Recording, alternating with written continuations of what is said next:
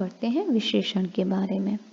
विशेषण विशेषण संज्ञा अथवा सर्वनाम की विशेषता बताने वाले शब्दों को विशेषण कहते हैं।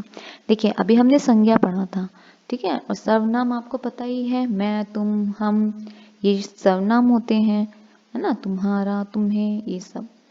तो इनकी विशेषता बताते हैं जो शब्द, वही विशेषण होते हैं। जैसे कि अच्छा लड़का, अब लड़का जो है वो संज्ञा है, लेकिन अच्छा उसका गुण हो गया ना, उसकी विशेषता हो गई कि वो अच्छा लड़का है। बुरा लड़का है भी हो सकता है कोई, ठीक है। तो अच्छा बुरा ये इसकी संज्ञा की विशेषता बता रहा है, तो अच्छा जो है विशेषण हुआ। ऐसे ही पुस्तकें, पुस्तकें एक वस्तु का नाम है, मतलब संज्ञा है, और लिखा है 3 पुस्तकें, तो पुस्तकों की विशेषता कितनी है कि वो 3 है, ठीक है। ऐसे ही नई कलम, कलम मतलब होता है बेटा पेन, ठीक है। पेन्स जो हम यूज़ करते हैं ना, जैसे मैं पेन यूज़ करती हूँ रेड कलर का, तो उसे कलम कहते हैं हिंदी में। तो नई कलम, तो कलम जो होता है वो संज्ञा होती है, तो संज्ञा की विशेषता क्या है कलम की कि ये नई है, तो नई विशेषता हुई। समझ आया विशेषण का? संज्ञा अथवा सर्वनाम की विशेषता बताने वाले जो शब्द होते हैं उन्हें ही विशेषण कहते हैं। चलिए आगे पढ़ते हैं। विशेषण के 4 प्रकार होते हैं, ठीक है। विशेषण 4 प्रकार के होते हैं। पहला गुणवाचक विशेषण, परिमाणवाचक विशेषण, संख्यावाचक विशेषण, सामनामिक विशेषण, ठीक है। कितने प्रकार के होते हैं? 4 प्रकार के विशेषण होते हैं। गुणवाचक विशेषण, परिमाणवाचक विशेषण, संख्यावाचक विशेषण, सामनामिक विशेषण। चलिए अब आगे इनके बारे में पढ़ते हैं। गुणवाचक विशेषण, जिस विशेषण से किसी संज्ञा सर्वनाम का गुण प्रकट हो, मतलब क्वालिटी के बारे में पता चले। गुण मतलब होता है क्वालिटी, ठीक है, तो उसे गुणवाचक विशेषण कहते हैं। जैसे अच्छा, अभी हमने पढ़ा था ना पीछे, अच्छा लड़का, तो लड़के की विशेषता क्या? अच्छा।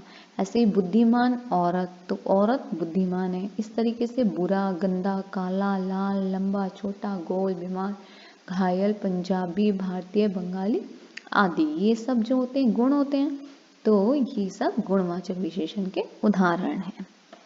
चलिए आगे पढ़ते हैं। परिमाणवाचक विशेषण, जिससे किसी चीज के परिमाण का बोध होता है उसे परिमाणवाचक विशेषण कहते हैं। परिमाण, परिमाण मतलब होता है वो चीज कितनी है, जैसे है ना कि थोड़ी है, ज्यादा है, कम है, कैसे कितनी है, ठीक है। तो ये परिमाणवाचक होते हैं। जैसे 2 किलो 3 किलो ऐसे भी तो होती है ना, तो ये परिमाणवाचक होते हैं। तो जैसे कि हम उदाहरण देखते हैं, थोड़ा पानी, पानी कितना है? थोड़ा, तो ये उसका परिमाण बता दिया कि वो थोड़ा सा ही है।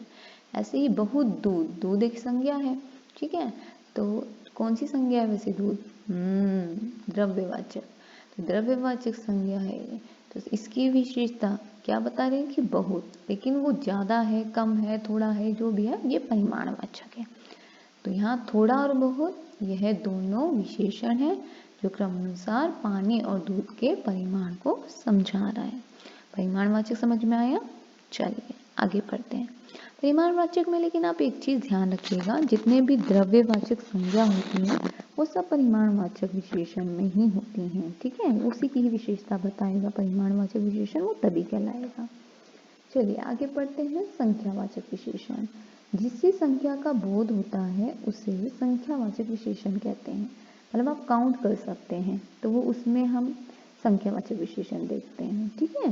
जैसे कि एक किताब, किताब संज्ञा है और इसकी विशेषता कितनी है? वो एक है, तो एक संख्या होती है, तो इसीलिए संख्या विशेषण, संख्यावाचक विशेषण।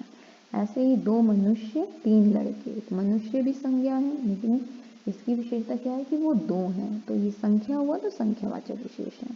ऐसे 3 लड़के, लड़के जो है संज्ञा हुआ, तो इसकी विशेषता है 3, और 3 एक संख्या है, तो संख्यावाचक विशेषण। 1 2 और 3 यह 3 विशेषण है जिससे क्रमानुसार किताब, मनुष्य और लड़के की संख्या का बोध हो रहा है, ठीक है बच्चों, ये हुआ संख्यावाचक विशेषण। चलिए आगे पढ़ते हैं। सामनामिक वाचक विशेषण, इसको बच्चे ध्यान से समझिएगा, इसमें सबसे ज़्यादा आपको त्रुटि हो जाती है, ठीक है। चलिए पढ़ते हैं। ऐसे सर्वनाम शब्द जो संज्ञा से पहले लगकर उस संज्ञा शब्द की विशेषता बताते हैं। ध्यान से देखिए, सार्वनामिक वाचक विशेषण लिखा है, तो मतलब सर्वनाम जो शब्द होगा वो संज्ञा शब्द से पहले आएगा, ठीक है, और उसकी विशेषता बताएगा, किसकी, संज्ञा की, ठीक है। यह शब्द संज्ञा के लिए विशेषण का काम करते हैं। जो सर्वनाम शब्द संज्ञा से पहले लग जाते हैं ना, वो फिर विशेषण बन जाते हैं, ठीक है। जैसे कि यहाँ देखिए, मेरी पुस्तक, पुस्तक संज्ञा है, लेकिन मेरी क्या है, सर्वनाम होता है, तो यहाँ पर विशेषता बता दी है कि वो पुस्तक मेरी है, ठीक है। तो इसीलिए ये जो मेरी सर्वनाम था, ये विशेषण का काम कर रहा है संज्ञा के लिए, पुस्तक के लिए।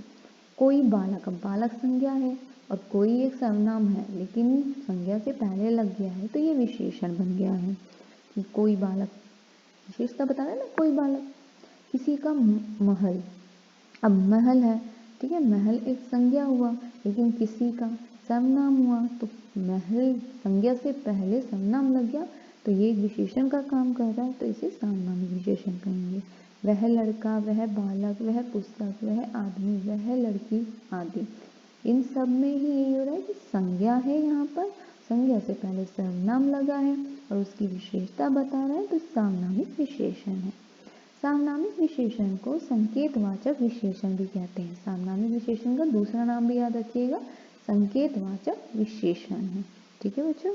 तो आज हमने इसमें विशेषण भी पढ़ा। आज हमने कक्षा की संज्ञा और विशेषण, इन दोनों को पूरा किया है। आप सभी इसको दोबारा पढ़िएगा, बार बार इस वीडियो को देखिएगा, जिससे आपको समझ में आ जाए संज्ञा विशेषण क्या है, जिससे कि हम अपने पाठ खिलौने वाला का प्रश्न नंबर 2 कर सकें, ठीक है। इसमें अब हमें अगली कक्षा में क्रिया और क्रिया विशेषण के बारे में जानना है। उसके बाद हम प्रश्न नंबर 2 को करेंगे, ठीक है, जिसमें से हमें उन रेखांकित शब्दों को क्या करना है, बताना है कि संज्ञा है, क्रिया विशेषण है या फिर विशेषण है।